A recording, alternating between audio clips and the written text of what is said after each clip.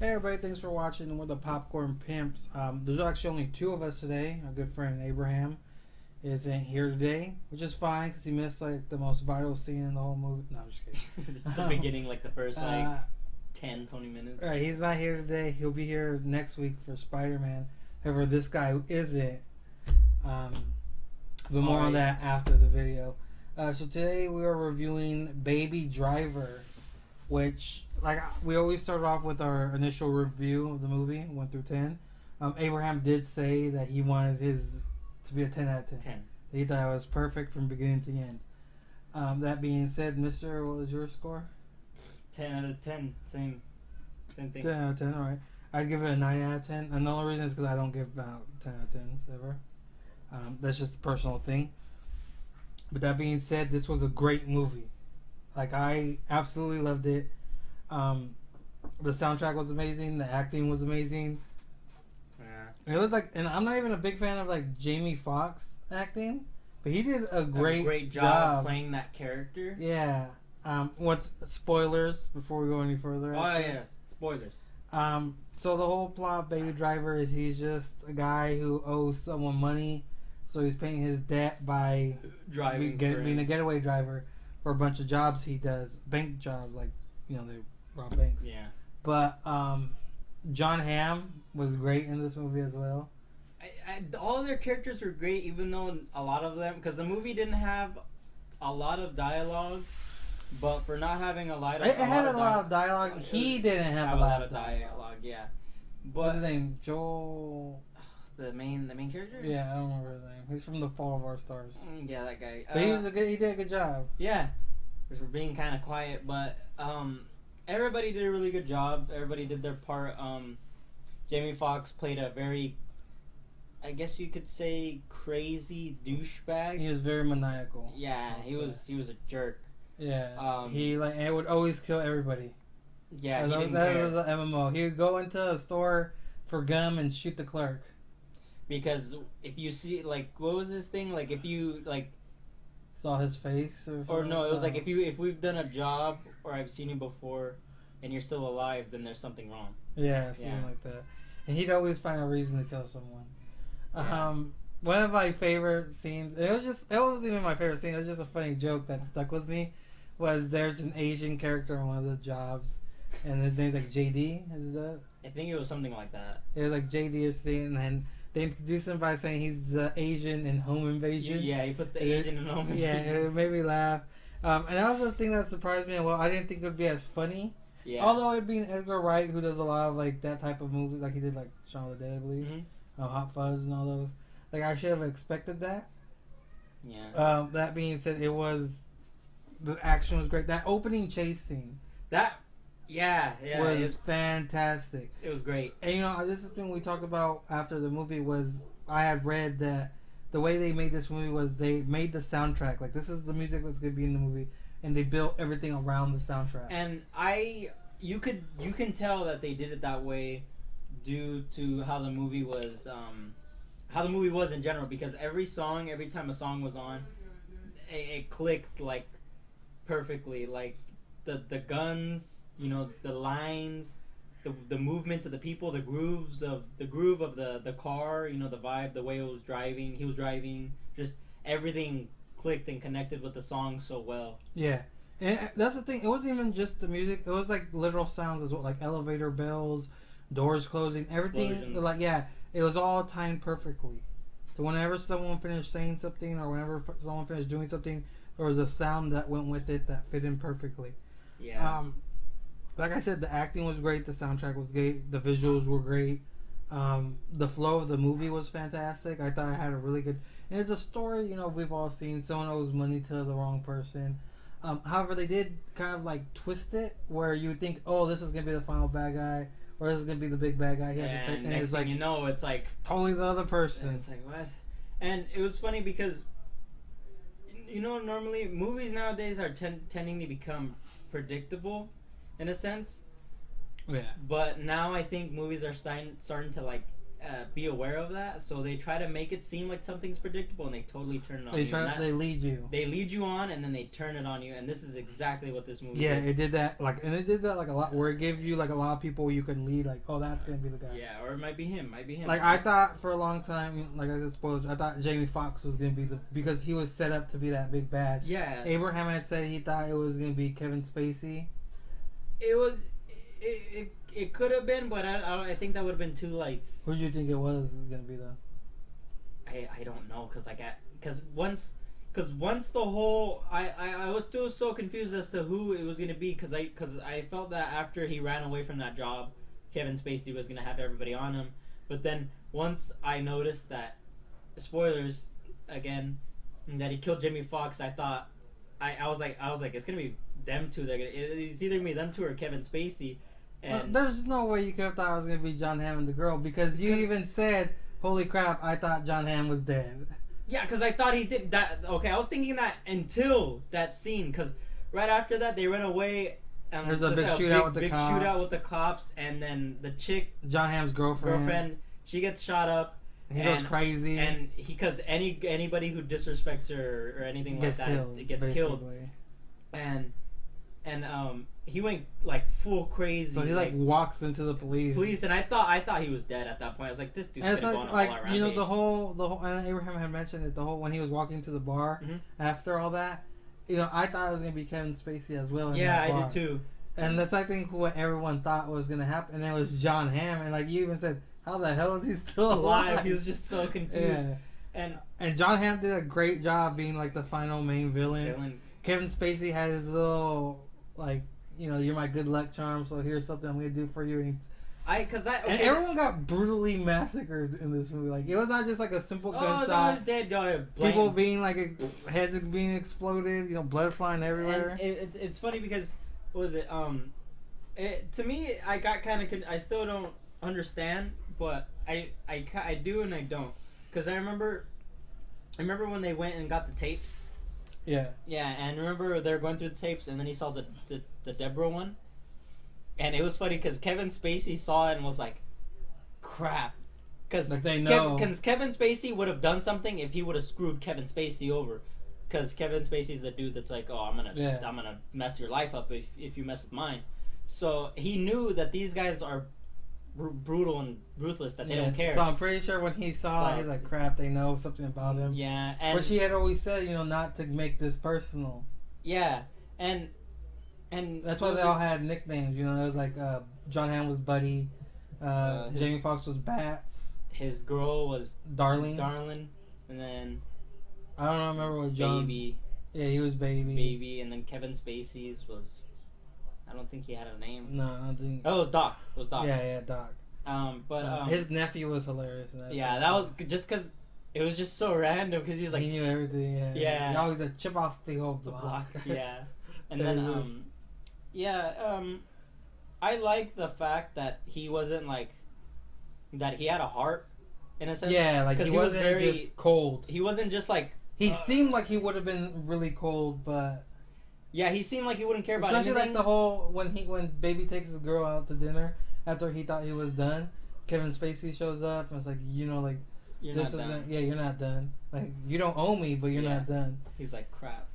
And it's like, I thought like, oh man, Kevin Spacey's like a douche, but then it's like, no, he's just like, he knew he needed Baby, so he knew if he went to Baby, Baby wouldn't say no. Yeah, and to me, looking at it, and towards the end, like, cause like I said, it confused me at that part, cause I think it was because in the elevator scene after that, he said I was in love once, and I think that's what made him like click, because he came back and Baby was trying to get the tape that he had of his mom. Yeah. And he was like, I'll give you the money back. I don't want the money. And he's like, just give me the tape. And then he just kept telling him to get out. And then the minute the girl walked in, he was just like, go get the tape. Damn it, just get the tape and leave. Yeah.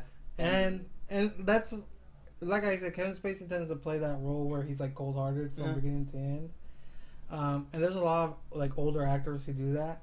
But I'm glad they didn't have him do that. And it was like a nice change for once. And it was cool, because I was like, wow. And you know, although Baby does have an adopted dad in the movie, the foster dad, the foster dad, or whatever. It kind of seemed like his father figure seemed to be Kevin Spacey a little bit more, and Kevin Spacey, a baby was Kevin Spacey's like, oh, son he never had or whatever. Yeah. That's what it seemed like in a sense. It was the whole mentor and pupil type of role. Yeah. And it worked. Like they did a good job doing it. Yeah, especially in the beginning when everybody was like, oh, what was it, John? What's that guy's name? John Baruchel. But he was like questioning like, is he slow? Is he slow? Did he look slow? Like, you know. Yeah, and he was telling him like, oh, this kid's been behind the wheel since he could see over the dashboard. Yeah. He's been having him run jobs like this for like ever. So that's what makes him a great driver. Yeah,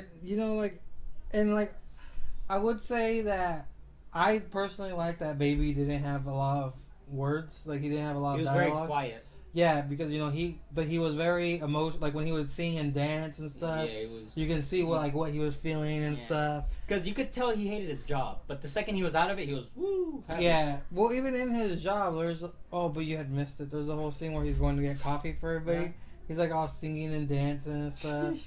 And I can see it. Yeah, and so that even when he still had his job, he was very much like that. I think it was because he was getting close to his. To the end. To the end, and he knew it.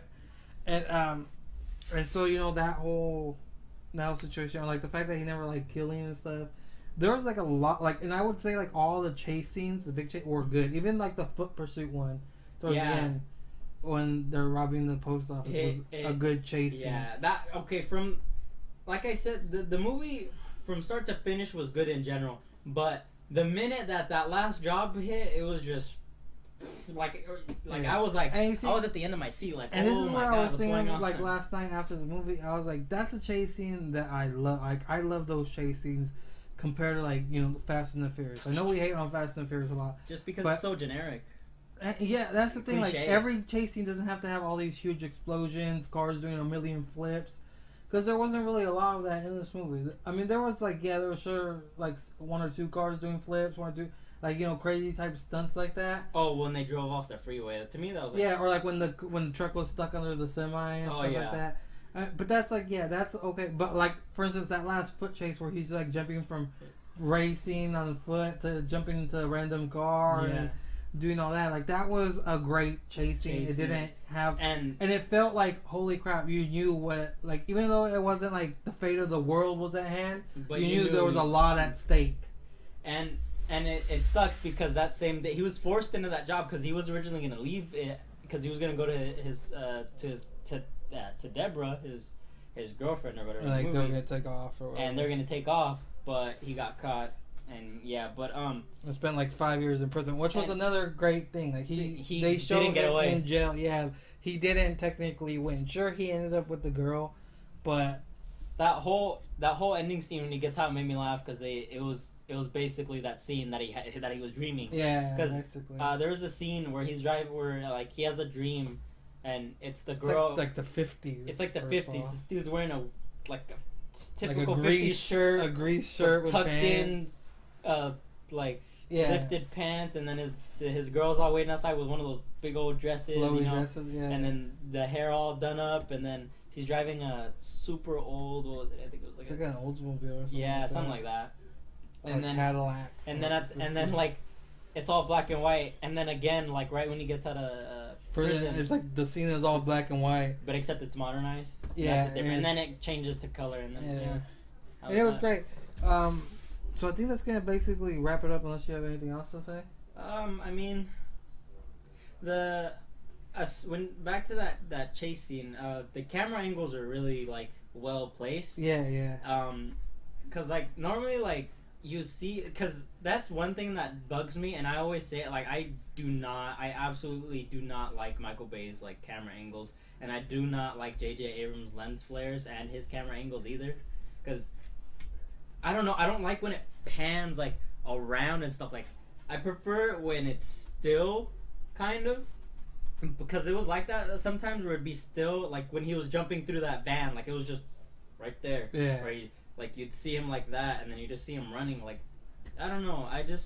I'm so used to seeing that crap where it's at an angle and it's all sideways. Yeah, it's all weird.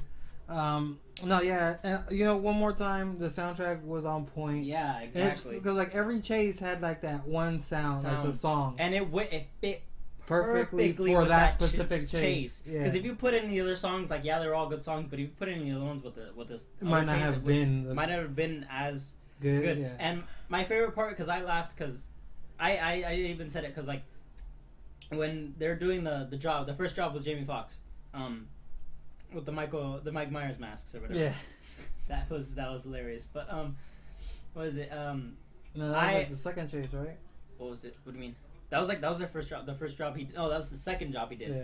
And I thought it was hilarious because right when they're all arguing, he was already playing a song, and then they're all about to get out, and he's like, hold on, I gotta start the song, and then they're all just like, dude, what the hell? And it's funny because I like to drive the same way where I like my music. Like, I'll listen to different genres depending on the mood I'm feeling. And, you know, depending on what I'm listening to, I like to, like, go with the flow of the music, you know, like, the way I'm driving. And it's funny because that's how he drove. Like, he had to have the music be perfectly timed with how he was driving and how the flow of everything was going. Yeah. And, yeah, you know, and, like, that's the thing that made that, I think what made that movie better with it was a combination of both. Like, the soundtrack worked well with the movie, and the movie worked well with the soundtrack. Yeah, because, like, everybody says, like, oh, yeah, the Guardians of the Galaxy soundtrack is great. And, yeah, it's good. It's good, but... And so was it, because I remember a lot of people saying the Suicide Squad, that soundtrack was good, but I feel like that was kind of just, like... But the soundtrack in the movie wasn't that great. Because it was just more, like... Oh, yeah, I don't think they were timed well with the song. Yeah, because... In the movie, they picked a good song. To me, it was just like somebody was skipping through channels trying to find a certain song because it was just this music was just back and forth. While this was like they'd have a song go through a whole scene and then it'd be quiet for a little bit of dialogue, then a song between scene and scene, and yeah, sometimes it'd just be in the background, but it still fit well. Yeah, and that's one thing like about Guardians of the Galaxy Volume 2. Like I liked the soundtrack, don't get me wrong, but I did feel like sometimes the songs were kind of like forced into that scene. Yeah. Like, where it shouldn't, like, maybe they could have picked something else. But I get it, because, you know, they were limited by, like, this is the songs that Peter Quill knows. Like, it's all, like, 70s and, you know, 80s, like, early 80s, 70s. So it's like, that's all he's going to have. So it's like, we have to pick a song from that to represent this scene. Because that's all that's on and sometimes, like, I wouldn't... It'd be weird, because, like, there's certain songs from that era that just don't fit with that type of movie. But for some reason, like these songs, I don't know how old these songs. Some of them were like old. Some of them were like not that. I think the newest one was. It was like I think it was rap. Yeah, it was. I can't remember. It was when they were driving the Challenger. But yeah, it just somehow fit. Like they'd be playing some weird like, I don't know, like old music, and it just fit so well with the car chase. Yeah, it was so funny because. You'd think that, oh, it's a car chase movie, that they'd be driving some crazy sports car. Nah, these dudes just drive. Like, they were driving like everything. Everything. The first car, was a souped up Subaru, but the rest of the movie was just like Cadillacs and they like an Avalanche. The Avalanche. Yeah, it was just like random cars, and like they were stealing a bunch of old school Cadillacs that like you knew you weren't getting away in that car, but somehow they did. Yeah. But yeah, so like I said, to me it's still 9 out of 10. I'd probably even give it a 9.5 out of 10, although that's pushing it for me. Yeah. Would you still give it the 10 out of 10? Yeah. I'm pretty sure Abraham would give it the 10 out of 10 as well. Not too. There was nothing really bad about it. Yeah. It's sitting at like a 98 critic score and then like a 92 regular. But I think that's because not a lot of people are watching it, and. I guess, yeah. That could possibly be it. But yeah, overall it was great. Like I said, next week we'll be reviewing Spider-Man. I'm gonna be in Chicago. Me and Abraham, this guy couldn't go, so he's gonna be here. So I don't know who he's gonna go watch the movie with. Hey, that's good. That's good on you guys. You guys don't have to hear me rant about Spider-Man. About Spider-Man. I might do that on my own time, make my own video, because I need to start up with my channel. Right. That being said, we'll probably have someone. I think we told Eli, one of our little buddies from San Jose, who's going to be over there. Yeah, he's gonna be taking my spot. Yeah, and he's a good kid. He likes Spider-Man, so it's gonna be like I'm stuck with two Abrahams basically. But yeah, that being said, thanks for watching. Tune in next time.